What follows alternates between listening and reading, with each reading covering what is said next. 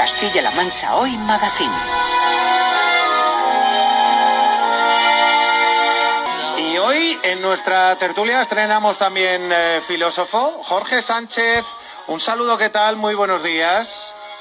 Hola, muy buenos días, ¿qué tal estáis? De Campo de Criptana, de Ciudad Real, profesor del IES Julián Zarco de Mota del Cuerpo, vicepresidente de la Sociedad de Filosofía de Castilla-La Mancha. No sé si esto le da descuento en algún tipo de elemento, cuando uno es vicepresidente de los filósofos de la región. No, solamente da más cargo y más cosas que hacer, pero bueno, es un placer ayudar. Y una cosa más que me ha llamado mucho la atención del perfil que me han trazado los compañeros: ha ayudado a crear el Centro de Filosofía para niños y niñas en la región. ¿Qué tal funciona el centro? No tenía yo conocimiento de su existencia. Sí, no, la idea es interiorizar dentro de la Sociedad de Filosofía para Niños un espacio para poder ofrecer a docentes de primaria y secundaria el espacio para poder utilizar técnicas de la metodología de filosofía para niños. Lo ideal es trabajar con ellos la reflexión. Evidentemente no se trabajan autores como se trabajaría en secundaria o la universidad, pero sí recursos didácticos para poder trabajar el pensamiento crítico, cuidadoso y creativo. Cuánta falta nos hace este tipo de iniciativas en este momento y en estas coyunturas. Profesor Merino, un saludo, ¿qué tal? Muy buenos días. Hola, muy buenos días y encantado de tener a Jorge. Me permite asistir como oyente a sus cursillos de filosofía para niños y doy fe de que es un proyecto maravilloso. Bueno, nos hace falta también inocular ese veneno en el oído de los pequeños de la filosofía, la reflexión, Merino, y el sentido crítico. Por supuesto. Bueno, no sé si alguna línea se me ha perdido, estaba ahí con ello. En todo caso, estábamos hablando de la subida incesante de los precios, en este caso en los destinos de playa. Ahora que arranca el mes de julio, somos muchos los que cogemos el coche y nos vamos a destinos de playa, a suetos, también en interior, para disfrutar de las merecidas vacaciones de verano.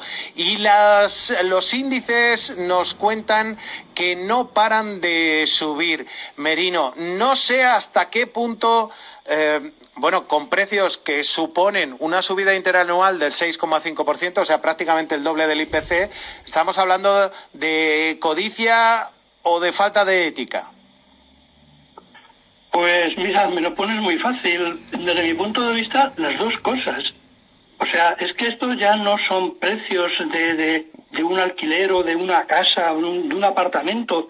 Es que pagar, como he echado un vistazo a las listas de precios en Ibiza, por ejemplo, según qué tipo de vivienda sea, puede ir desde los 1.600, 1.700 euros hasta los 4.000 o 5.000. Esto se escapa, yo creo, que de toda lógica. O sea, esto ya es el mercado puro y duro en el plan de especulación y de tratar la vivienda, pues como decía Carlos Marx, no por su valor de uso, sino por su valor de objeto. Es decir, es hacer un negocio e intentar extraer la mayor plusvalía posible de un bien, pero que es un bien necesario. O sea, que la vivienda no solo es necesaria para vivir en la ciudad, en un pueblo o en cualquier ciudad. No, es que afortunadamente la vida, el mundo por lo menos desarrollado, ha evolucionado de tal manera que se necesita para descansar y relajarte y encontrarte bien unos días, irte a otro sitio, a la montaña, a la playa, a donde sea. Y este negocio nos está amargando la vida y destrozando la cartera. Verídico que es más barato en ciertas ocasiones cambiar de país que alquilar un apartamento una semana en el propio, aquí en España, en las costas muy demandadas, costas españolas.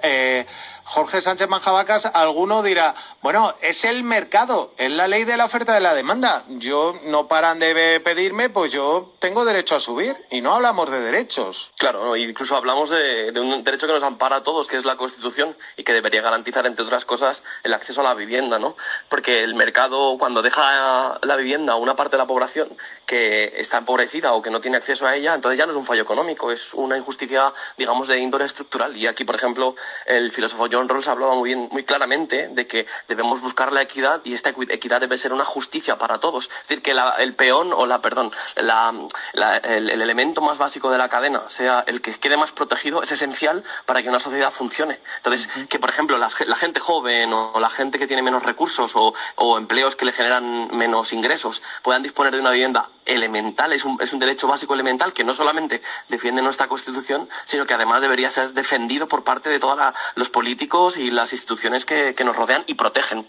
Claro, pero Jorge, ¿cómo le explicamos a un niño de ese centro de filosofía infantil que la Constitución consagra un derecho que luego no se ejerce? Pues yo creo que podríamos intentar hablar un poco de lo que es, evidentemente acercándonos a su lenguaje, y hablar del egoísmo o de cómo compartimos o cómo habitamos espacios. Y en muchas ocasiones, por ejemplo, cuando recurrimos a hablar de propiedades o de cosas que son nuestras, a veces vemos que hay cosas que compartidas son más. Por ejemplo, si yo tengo un bocadillo muy grande para el recreo y mi compañero no tiene nada, si le doy un trozo de mi bocadillo, ambos dos estamos disfrutando de algo juntos, incluso a veces de una amistad que empiezan a hacer. Ya hablando de elementos que se puedan poseer o que pueda decir que son míos, con los niños funciona muy bien, porque siempre será ese caso en clase, no me presta esto, no me deja lo otro, y lo que sí hace el docente sería en este caso como mediador, como lo que hace la institución, el proteger y velar y razonar para que todo el mundo pueda tener acceso a algo. Entonces, explicárselo a un niño no es complicado. Lo complicado es ver cómo los intereses que hay, por ejemplo, por parte de grandes lobbies o grandes empresas o grandes tenedores que viven de ello, de las rentas, explicarles que la gente tiene derecho a poder tener un techo, que un techo no es solamente un edificio, también es un lugar donde se puede poseer, habitar, crecer, intimar, tener un espacio propio, que, bueno, como ya sabemos de Simone Weil, hablaba de esa habitación propia. Pues esos elementos son esenciales para el desarrollo, cualquier desarrollo humano. Uh-huh. Estamos aquí al mismo tiempo hablando de la vivienda habitual y de la vivienda estacional, de la subida de precios en torno al verano y a las vacaciones. En ciertos espacios se conjugan las dos cosas. Por ejemplo, en las islas, es un claro y manifiesto ejemplo que islas como Ibiza tienen serias dificultades para que los propios trabajadores de la isla puedan vivir, y hemos visto incluso pues funcionarios que se veían abocados a residir en una caravana mientras estaban trabajando en la isla. Merino, ¿cómo se puede conciliar la inyección económica que supone este turismo estacional con el derecho de los residentes a no ser desplazados de su propio barrio, de su propia ciudad o de su propia isla? Es complicado, esta sí que es la pregunta del millón. Pero me temo, ojalá yo estuviera equivocado en esto. Suelo ser optimista, pero esto soy un poco pesimista, porque creo que para llevar a cabo esa conciliación se necesita establecer límites, pero límites drásticos.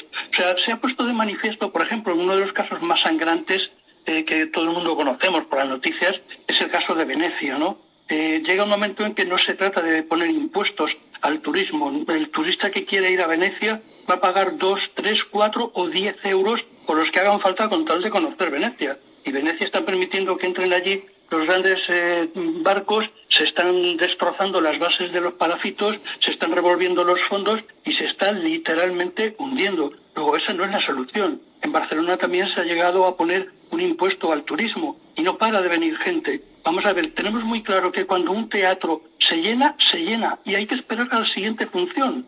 Y entonces no queda más remedio que limitar el turismo. Eso a corto plazo. A medio y largo plazo hay un concepto que se llama la ciudad de los 15 minutos, que en tal proyecto se describe como una especie de ciudad utópica, pero que se podría ya implementar ahora en estos días. Se trata de que los ciudadanos vivieran en barrios con todas las dotaciones, que hubiera colegios, que hubiera farmacias, que hubiera servicios sanitarios, que estuviera, a pesar de todo, bien comunicado con el resto de la ciudad, pero que no hiciera falta, que hubiera parques, que no hiciera falta desplazarse. Es decir, que en 15 minutos pudieras tener acceso a todo lo que se necesita para vivir con un nivel mínimo de dignidad. Pero esto es algo, repito, que está proponiéndose ahora a medio largo plazo. Jorge Sánchez Manjavaca, ¿qué le parece? Aquí lo que tenemos que tener en cuenta, y Marina Garcés lo escribe claramente en Un mundo común, y es que los espacios se crean a través de los barrios. Los barrios son esenciales, son esos núcleos que tal vez, como mi compañero está diciendo, de los 15 minutos. Un barrio no solamente es un núcleo de casas, también hay comercios, también hay espacios habitables, espacios verdes, zonas que pueden ser más fresquitas para el verano. La palabra clave, y esto nos gusta decirlo, es la limitación. Hay elementos esenciales. Cuando el turismo se va, por ejemplo, de Roma, o cuando se va de ciudades como Toledo y no queda nadie, ¿quién queda? Pues queda la gente que lo habita, quedan los comerciantes que abren sus tiendas, quedan también la gente que trabaja y que desarrolla su actividad personal y profesional allí, y esa gente tiene que estar protegida de alguna manera. No hablamos de expulsar a los turistas, porque evidentemente cuando se masifica una ciudad hay una reacción de lo que se suele decir de tourist go home, que la gente se vaya a sus casas, ¿no? Porque el turismo también se hace para conocer, para descubrir ciudades, pero es cierto que debe haber una protección de los barrios, de la gente que habita los espacios y de los pequeños comercios, que acaban siendo medrados por grandes superficies que, aunque se pongan alejadas, acaban quedándose espacios clave de la ciudad. Claro, pero ¿cómo podemos conjugar nuestro derecho como residentes habituales para que el turismo no nos desplace con nuestro derecho como turistas en el futuro a tener un sitio con un precio más o menos controlado y que no se desboque? Jorge.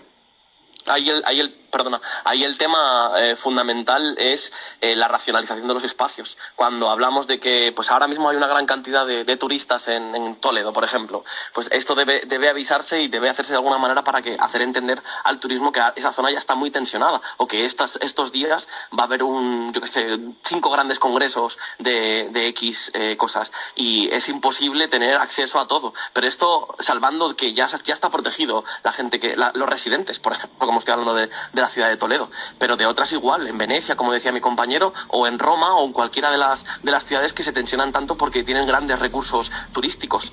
Hay que intentar equilibrar que los residentes puedan tener su espacio con que haya personas que puedan llegar a visitar los espacios o desarrollar, actividades académicas o actividades intelectuales allí también, o culturales. Juan José Merino, ¿puedo conjugar mi derecho como residente con mi derecho como turista y que ambos convivan, aunque sean distintos escenarios, pero ambos sean respetados?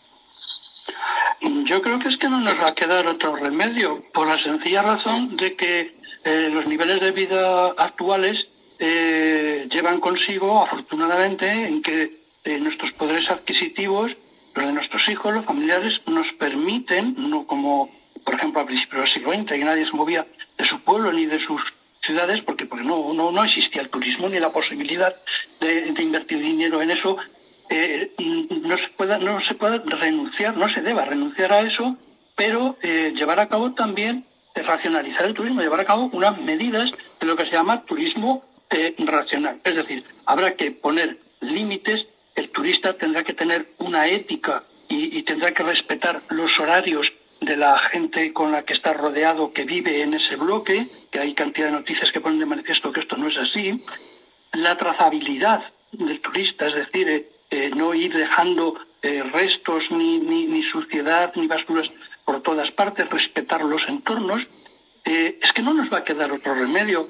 Mira, como siempre, hablando un poquito de historia de la filosofía, los grandes autores de la historia de la filosofía, empezando como siempre por los griegos, siempre han hablado de la armonía, de la convivencia en la polis griega. Aristóteles decía que el hombre es un animal político por naturaleza, pero se refería a polis de social, era social por naturaleza. Fuera de la sociedad era como un animal, pero como un animal abandonado. O sea, no somos nadie si no vivimos en sociedad. Hoy en día, afortunadamente, viajar, conocer otras culturas, otras personas, otras formas de vida es enriquecedor. No debemos renunciar a ello, pero de manera racional. Frase para hoy, que nos despedimos, Merino. Pues sí, hay una frase que tengo de Virginia Woolf que dice que una habitación, un derecho al que parece ser que algunas personas no tienen, desgraciadamente, dice: una habitación propia es mucho más que un refugio físico, es el espacio fundamental para el desarrollo de la libertad y la independencia intelectual. Pues con las palabras de Virginia Woolf dejamos al profesor Merino. Un saludo, profesor. Gracias. Muchas gracias, buen fin de semana. Jorge Sánchez Manjavaca Mellado, un placer. Sé que se le ha hecho corto, seguro, así que tendremos que repetir en futuras ocasiones. Venga. Perfecto, encantado, un placer estar con vosotros y con vuestros oyentes. Un fuerte abrazo, hasta luego.